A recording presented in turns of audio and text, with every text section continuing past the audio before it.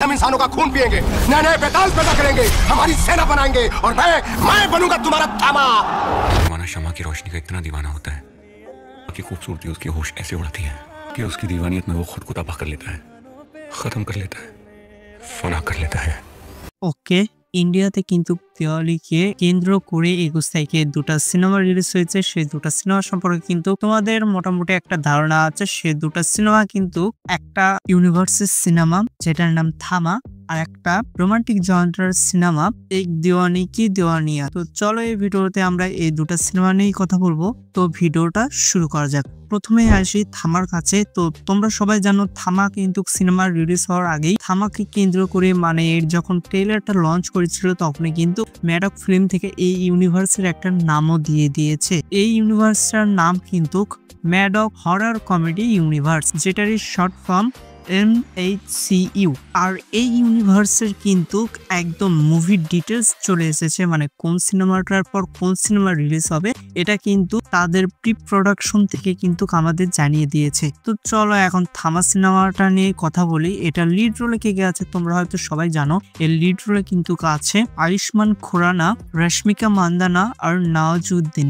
এই থামা সিনেমার মধ্য দিয়ে কিন্তু নওয়াজুদ্দিন MHCU ইউনিভার্সে প্রবেশ করেছে। আর তার সাথে কিন্তু বেশ অনেকদিন পরেই তাকে একটা কিন্তু সিনেমায় দেখা গেল। সে কিন্তু এত যাবৎ ওয়েব সিরিজ করে এসেছিল। আচ্ছা চলো এসব বাদ দিয়ে আমরা এই সিনেমাটা নিয়ে কথা বলি।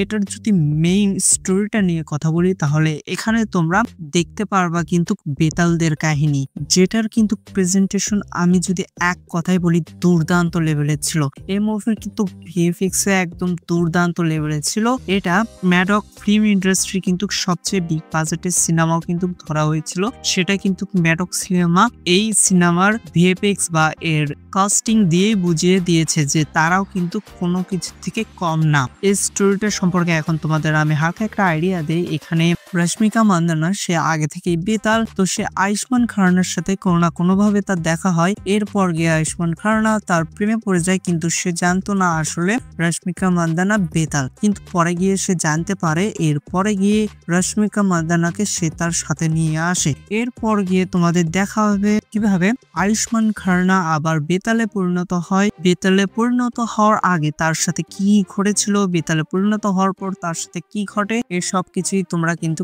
এই সিনেমায় দেখতে পারবা। আর এই সিনেমার একটা জিনিস আমার খুব খারাপ রয়েছে, সেটা হচ্ছে নওয়াজুদ্দিন। নওয়াজুদ্দিন কিন্তু এখানে বেশ ভালোই লেভেলের একটা অ্যাক্টিং করেছে, কিন্তু তাকে কিন্তু বেশি একটা স্ক্রিন টাইম দেওয়া হয়নি, তাকে খুব কম স্ক্রিন টাইম দেওয়া হয়েছে। মানে তুমি প্রায় 2 ঘন্টা 20 মিনিট সিনেমায় কিন্তু তাকে শুধু 20 মিনিটই দেখতে পারবা। এই সিনেমায় বেতালদের লিডার হিসেবে দেখা যাবে তাকে। কোনো না কোনো কারণে পুরো বেতালের বিরুদ্ধে চলে যায়, এর কারণে সব বেতাল মিলে কিন্তু তাকে বন্দি করেছিল। এরপর গিয়ে সে কিভাবে মুক্তি পায় এটাও কিন্তু তোমরা দেখতে পারবা। আর এই সিনেমার শেষে গিয়ে কিন্তু একজনের তোমরা ক্যামিও দেখতে পারবা। আসলে ক্যামিও নেই, এটা পুরোটাই VFX দিয়ে তৈরি। তবে এখানে যত সম্ভব অক্ষয় কুমারের কথা ধরা হচ্ছে। এটা কেন ধরা হচ্ছে সেটা আমি তোমাদের বলে দিই। স্ট্রিট টুতে কিন্তু তোমরা সার্কাদাকে দেখেছিল। সার্কাটা কিন্তু মারা যাওয়ার পরে অক্ষয় কুমারকে একটা ভিন্ন রূপে দেখা গিয়েছিল। এই সিনেমার এন্ডিংয়ে গিয়ে কিন্তু তোমরা সেই রূপেরই মানে সার্কাটাকে দেখতে পারবা। আর এই সিনেমার মাঝখানে গিয়ে কিন্তু ফারুন দেওয়ানেরও মানে ভেরিয়ার কিন্তু ক্যামিও ছিল,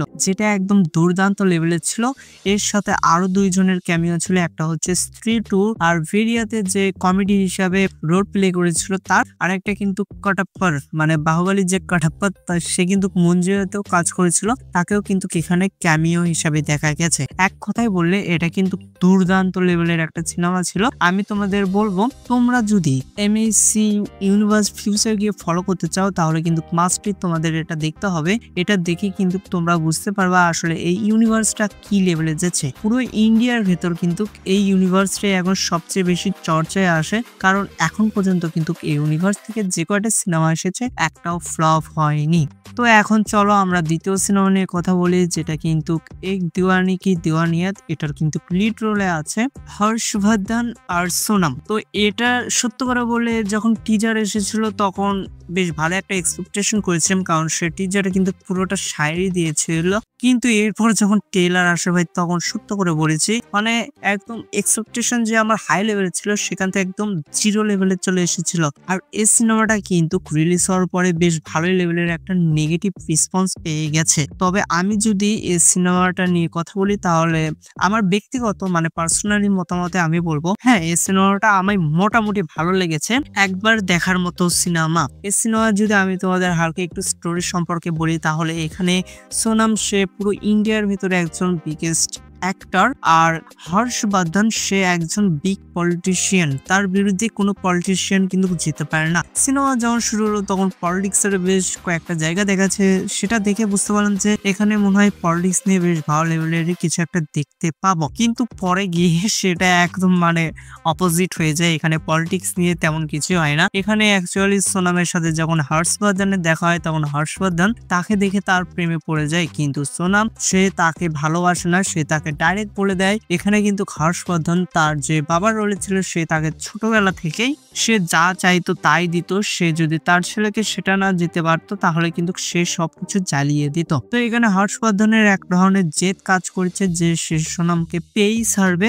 এই কারণে সে সোনামের সাথে কি কি করে, তার পরিবারের সাথে কি কি করে, এসব কিছুই কিন্তু তোমরা দেখতে পারবা। এরপরে গিয়ে সোনাম যখন আবার ডেভিলে পরিণত হয়ে যায়, মানে সে কিভাবে বলি আমি তোমাদের ভাই, মানে হর্ষবর্ধন যখন একটা পলিটিক্স এর সব সদস্যকে নিয়ে একটা আলোচনা করেছিল তখনই তার ভেতর সোনাম ঢুকে বলে যে যে হর্ষবর্ধনকে মারতে পারবে তার সাথে সোনাম চৌহান এক রাত কাটাবে। তো এখানে যে যে সোনামের সাথে রাত কাটাতে চায়, মানে যার যার একদম নেক্সট লেভেলের ফ্রেন্ড তারা হর্ষবর্ধনকে বিভিন্নভাবে মারারও চেষ্টা করে, কিন্তু তারপরে গিয়েও কিন্তু হর্ষবর্ধন থেমে যায় না। সে কিন্তু সোনামকে আসলে তার জীবনের থেকেও বেশি ভালোবাসে, সেটা কিন্তু সে সোনামকে বিভিন্নভাবে বোঝানোর চেষ্টা করে, কিন্তু আসলে সে মানে না। এখানে কিন্তু হর্ষবর্ধনের তোমরা আরেকটা রূপও দেখতে পারো, সে একজন ভালো পলিটিশিয়ান, সে পাবলিকদের বেশ ভালো উন্নত করে। তার এটুকুই তোমরা দেখতে পারবে এই সিনেমায়। তবে এই সিনেমা দেখে আমি সত্য করে বলছি আমার অ্যাভারেজ লেগেছে, একবার দেখার মতো সিনেমা। সত্য করে বলছি, তোমরা যদি রোমান্টিক জনরার সিনেমা দেখতে পছন্দ করো আর একটু বেশি ড্রামা টাইপ সিনেমা দেখতে পছন্দ করো তাহলে এই সিনেমাটা দেখতে পারো।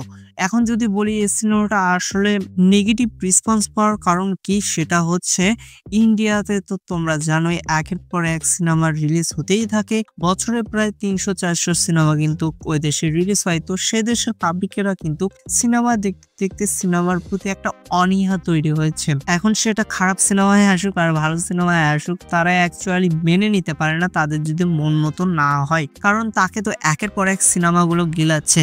এটা যদি আমাদের বাংলাদেশের সিনেমা হইতো আর এখানে যদি শাকিব খান পারফরমেন্স করতো না, সত্য করে বলেছি তাহলে কিন্তু এটা বেশ ভালোই পরিমাণে একটা রেসপন্স পেতো বলে আমার মনে হয়। এটা আমার পার্সোনাল মতামত। সত্য করে বললে আমায় ভালোই লেগেছে, শেষের ক্লাইম্যাক্সটা আমায় বেশি ভালো লেগেছে। তো আমি তোমাদের বলবো তোমরা যদি শেষের ক্লাইম্যাক্সটা দেখতে চাও তাহলে একবার হলে গিয়েও দেখে আসো। এখন এটা তোমাদের ভালো লাগতেও পারে নাও পারে, এটা সম্পূর্ণ তোমার ব্যক্তিগত বিষয়, কিন্তু আমার ব্যক্তিগত বিষয় থেকে সত্য করে বলছি পার্সোনালি এটা আমায় অনেক সুন্দর লেগেছে। তো এই ভিডিওটা এই পর্যন্তই। তোমরা কে কে এ পর্যন্ত এই ভিডিওটা দেখছো অবশ্যই কিন্তু ভিডিওটিকে লাইক করে দেবে আর অবশ্যই কিন্তু চ্যানেলকে সাবস্ক্রাইব করে দেবে। এরকম নতুন নতুন ভিডিও কিন্তু আমি এই চ্যানেলে আনবো।